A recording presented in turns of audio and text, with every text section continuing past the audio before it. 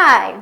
When the weatherman says those two magic words, winter storm, a lot of you get excited because you love snow. But what about ice? That's a different story.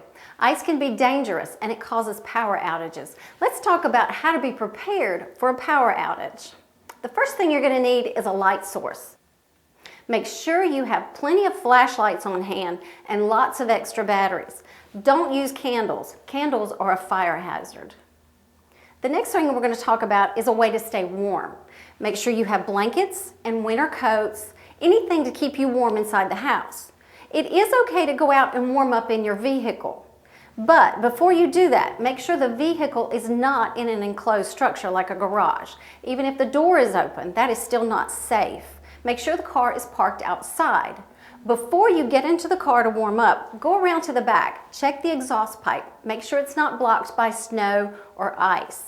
Then you can safely sit in your vehicle and warm up. Now let's talk about your food. Make sure you have plenty of non-perishable foods on hand, things like crackers, fruits, canned goods, breads. Those types of things don't have to be prepared. But what about the food in your refrigerator and your freezer?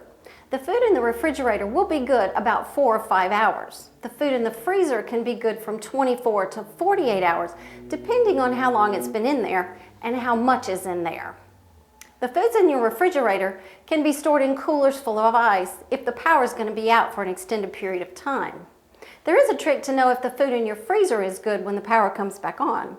Take a cup of water, fill it to the top and put it in your freezer. Place a quarter on the top of the glass. When the power goes out and then comes back on, check your cup, see where your quarter is. If your quarter is from the half up to the top of the glass, your food is fine. It hasn't completely thawed out. If the quarter is below halfway in the glass or even on the bottom, you better toss that food out. It's gotten too thawed out.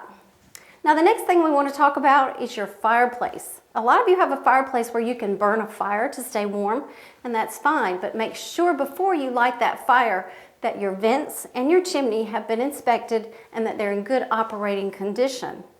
A chimney that is blocked with leaves or debris can cause carbon monoxide fumes to back up into the room, and that can be dangerous or even fatal. And the last thing is, make sure when the power goes out, you go throughout your house and you unplug all of your electrical devices.